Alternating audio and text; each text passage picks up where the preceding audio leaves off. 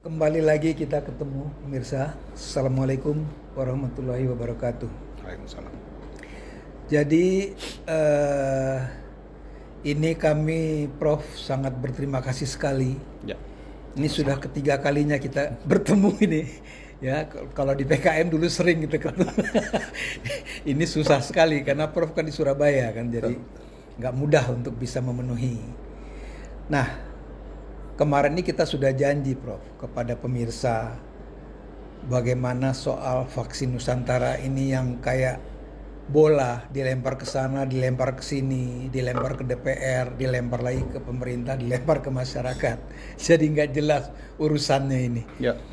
Nah, pertama sekali, bagaimana dengan isu bahwa vaksin Nusantara ini sebetulnya bukan vaksin? Bagaimana itu maksudnya, Dok ya? Ya, jadi orang membuat kriteria itu kan bisa ditarik dari mana-mana. Ya.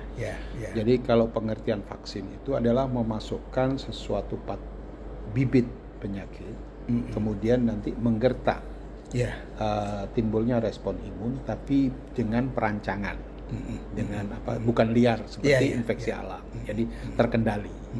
Jadi intinya adalah memasukkan suatu bibit penyakit. Itu adalah kriteria vaksin. Nah, kemudian di dalam situ ada namanya respon imun, sel-sel respon imun. Salah satunya adalah dendritic sel dendritik.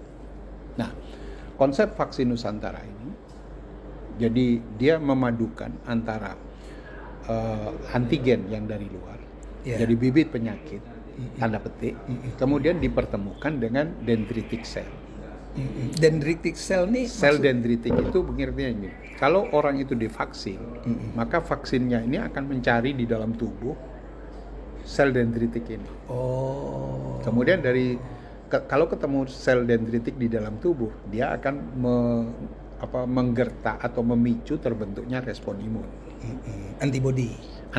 Ya. Nah, itu jadi mekanisme normal selama ini adalah disuntikkan vaksin, kemudian bibit penyakit atau seed vaksin yang disebut itu, antigen itu ya. Ya, seed vaksin itu akan mencari sel dendritik. Kalau sudah sel dendritik ditemukan, dia akan mengaktifkan sel dendritik ini untuk memicu atau menggertak rangkaian pembentukan antibodi. Sehingga antibodi terbentuk. Ya. Nah, dari situ kalau kita berbicara hanya dari sel dendritik, maka disebut imunoterapi ya. Nah, jadi kalau misalkan ada orang kena COVID kemudian diinfuskan atau disuntikkan serum dari orang yang yang pernah kena penyakit, itu imunoterapi. Jadi karena respon imun yang dimasukkan, imun antibodinya yang dimasukkan, sekalipun itu dari orang lain ya. Dari lain.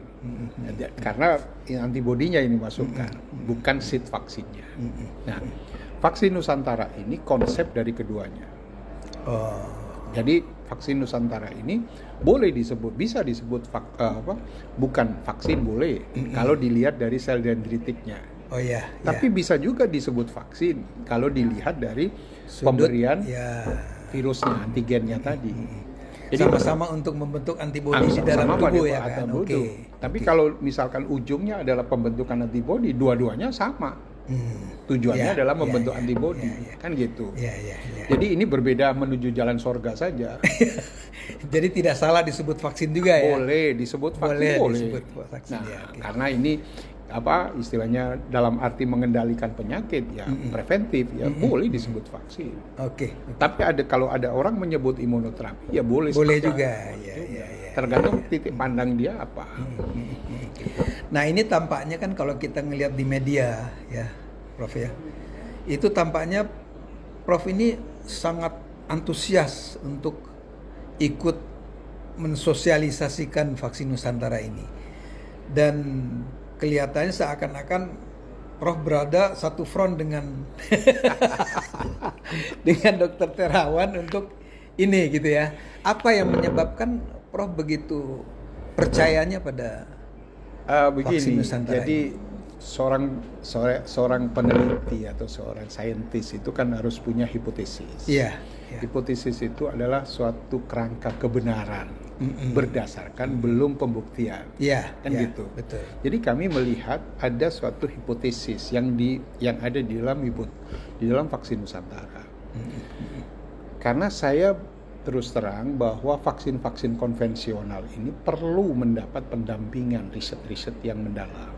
Karena apa? Virusnya masih baru, teknologi yang diberikan untuk vaksin ini kan relatif baru, terutama yang vaksin molekuler.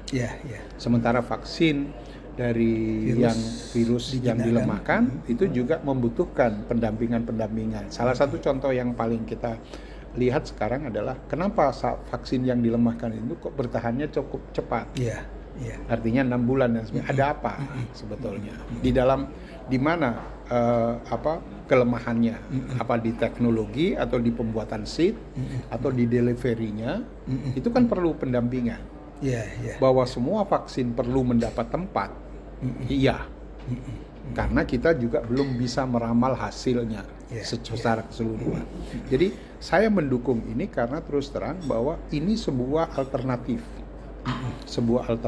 teknologi yang bisa digunakan untuk pendekatan COVID. Itu saja. Buat saya adalah ketertarikan teknologi ini. Di mana kita bisa bayangkan bahwa antigen seed vaksin yang kita masukkan, kemudian dia cari sel dendritik. Ini kita tarik keluar. Sel dendritiknya diambil di luar, kemudian kita pertemukan dengan seed yang semacam seed vaksin, protein khusus. Kemudian kita inkubasi kita aktifkan. Jadi, setelah aktif dia sudah siap untuk memproduksi, baru kita suntikkan. Ini adalah sebuah teknologi memisahkan sebuah proses di dalam tubuh keluar tubuh. Kan itu. Nah, dari situ hasilnya bagaimana? Saya terus terang sekarang belum bisa menjawab keseluruhan. Tetapi dari fenomena yang diberikan, baik itu yang dilakukan di RSPAD terhadap para pejabat-pejabat itu, sampai sekarang tidak ada keluhan. Yang kedua, saya mencoba mengikuti teman-teman yang vaksin yang sukarelawan vaksin Nusantara. Kami ikuti tiap bulan, kami monitor antibodinya. Bahwa antibodi yang terbentuk juga tidak terlalu mengecewakan, bahkan dia lebih unggul. Artinya apa? Bahwa teknologi baru ini merupakan suatu teknologi yang perlu kita beri tempat. Itu yang saya harapkan bahwa berilah. Jadi harus adil kita. Harus adil. Jangan memvonis sesuatu yang belum diterapkan. Kan gitu. Ini situasinya baru, pandemiknya baru, virusnya baru.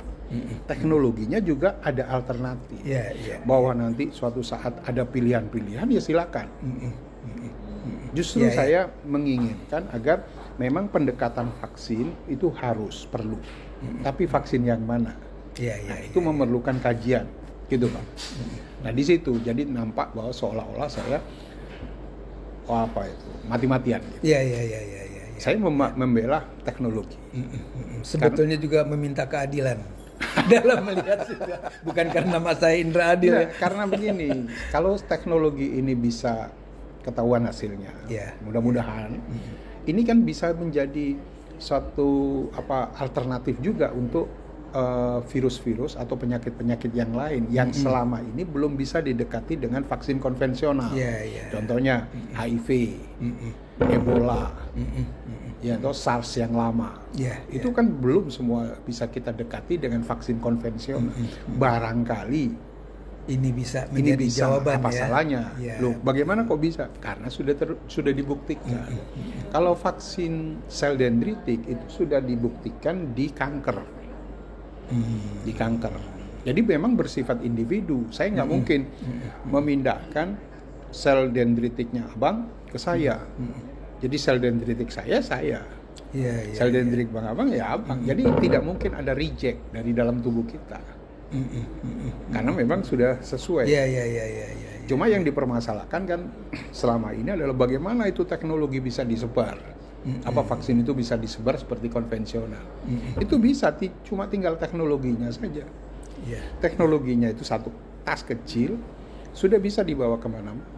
Itu kan cuma butuh inkubator Jadi lebih praktis sebetulnya. Lebih praktis, tidak membutuhkan minus berapa 4 derajat sampai 8 derajat. Jadi artinya begini, bahwa kita harus bisa pahami bahwa setiap virus, setiap bibit penyakit itu ada vaksinnya, ada teknologinya. Jadi tidak semua harus digunakan dengan teknologi yang sama.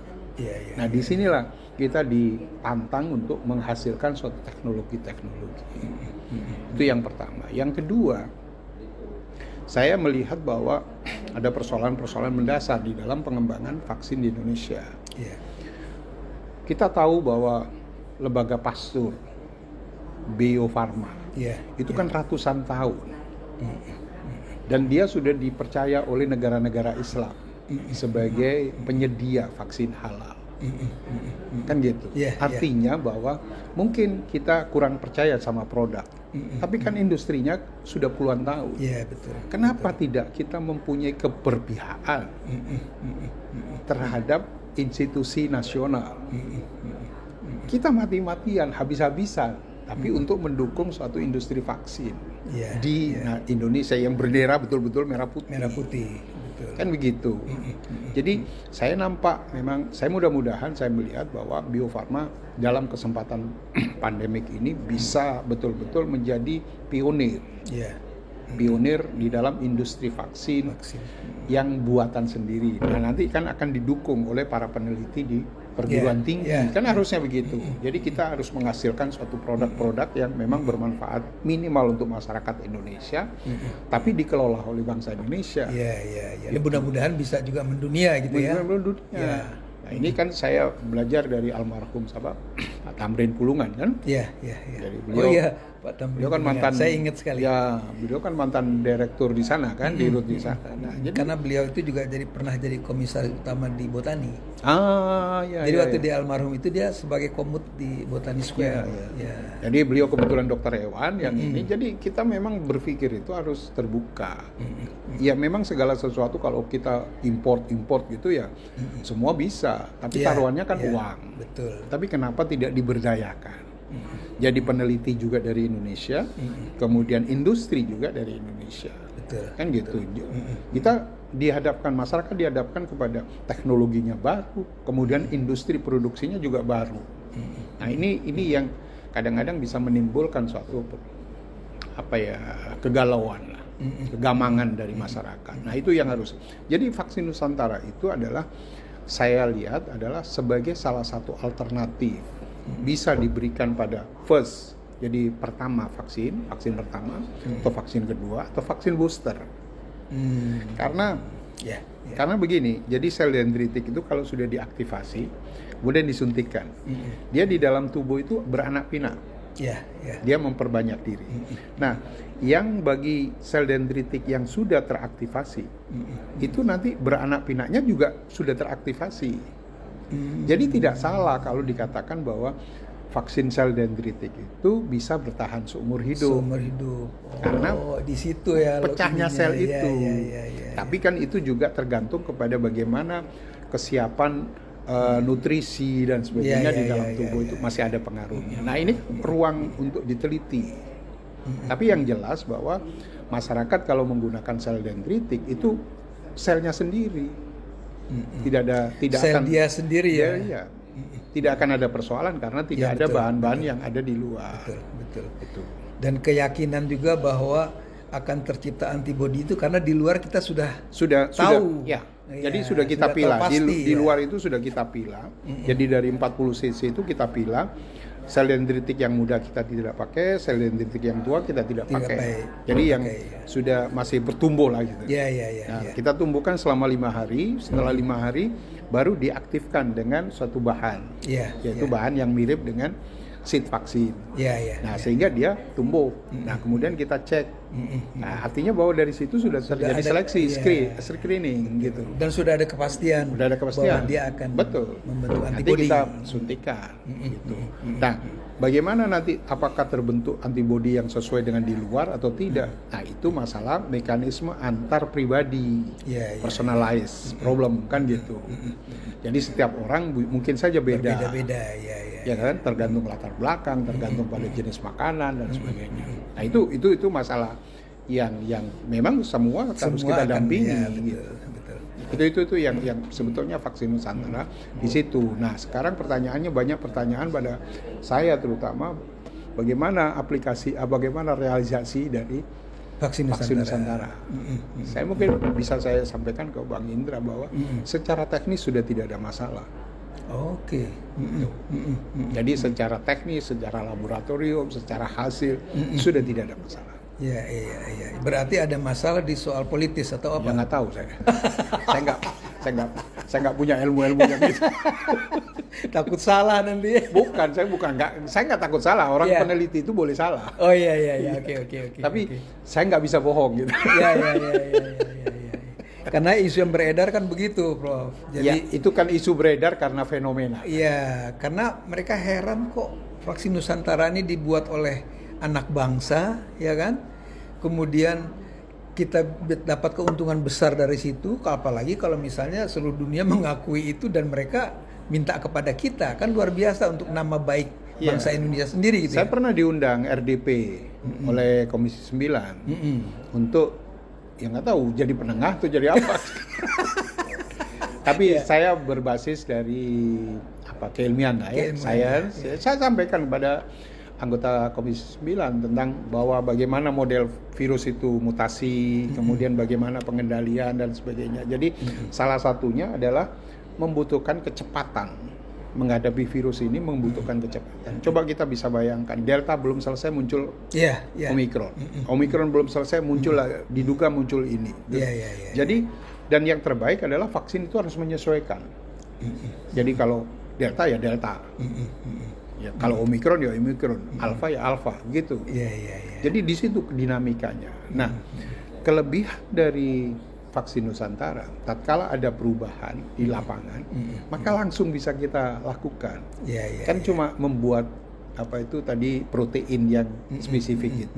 Itu aja kita produksi, terus kita ambil lagi orang, kemudian disuntikkan. Jadi antara mapping virus di lapangan dengan kemudian membuat industri vaksin sendiri di dalam tubuh orang itu, ya sudah selesai menghadapi. Jadi begitu simpel. Itu apakah artinya vaksin Nusantara ini mampu menghadapi mutasi yang akan terjadi? Jadi begini, kalau mutasi itu kan memang ada ilmunya di bioinformatik, tetapi tidak selalu tepat. Mutasi itu ada mutasi yang tidak fungsi, jadi sekedar mutasi dia berubah, tapi ada mutasi yang berfungsi, yang mempengaruhi karakter dari virus itu. Tapi kalau misalkan yang ditanyakan Bang Indra tadi, apakah bisa diramalkan mutasi yang berfungsi, itu agak sulit. Tapi kalau semua mutasi bisa dilakukan. Jadi ini nanti akan berubah ini akan berubah ini akan sekian tahun perkiraan akan meledak terjadi wabah karena ada perubahan mutasi. Itu ilmu peramalan statistik karena akibat itu. Tapi yang mana yang membahayakan, mutasi yang mana itu belum ada ilmunya. Karena saya kaitkan dengan statement Prof sendiri bahwa vaksin Nusantara ini mungkin bisa seumur hidup pemakainya. Jadi begini, kalau yang bisa dilakukan sekarang, apa kendala kita, resiko kita di lingkungan apa? Ada alfa, ada beta, ada delta, ada omikron dan sebagainya. Itu semua bisa dibuat sendiri-sendiri, kemudian semuanya bisa diaktifkan. Sehingga dendritic cell yang dimasukkan itu bisa untuk mengatasi semuanya. Semua itu. Nanti kalau ada baru lagi, tambah lagi. Itu kelebihannya. Yang itu tidak mungkin dilakukan oleh industri. Kalau industri itu tadi ada tahapan, vaksin ini sudah tahap mana? Tahap lab, kemudian tahap lab ya, kemudian lab itu juga bisa dibagi menjadi lab kering maupun lab in vitro maupun lab in vivo. Kemudian masuk ke dalam skala lab, skill up itu untuk menuju ke industri. Baru di industri itu tahapannya lama. Kalau vaksin biasa itu sekitar 7 tahun untuk menghasilkan vaksin yang benar yang pas. Nah, kalau ini dengan vaksin Nusantara, asal orang itu memproduksi sel dendritiknya bagus, artinya nutrisinya terjaga dan sebagainya, ya insya Allah bisa dilakukan setiap saat dan tidak akan ada efek setelah disuntik misalkan meriang dan sebagainya. Karena memang tidak ada bahan campuran apapun kecuali sel dendritik dan bahan itu tadi. Itu yang kenapa saya melihat teknologi ini prospektif, tapi juga tetap harus berdampingan dengan teknologi vaksin konvensional.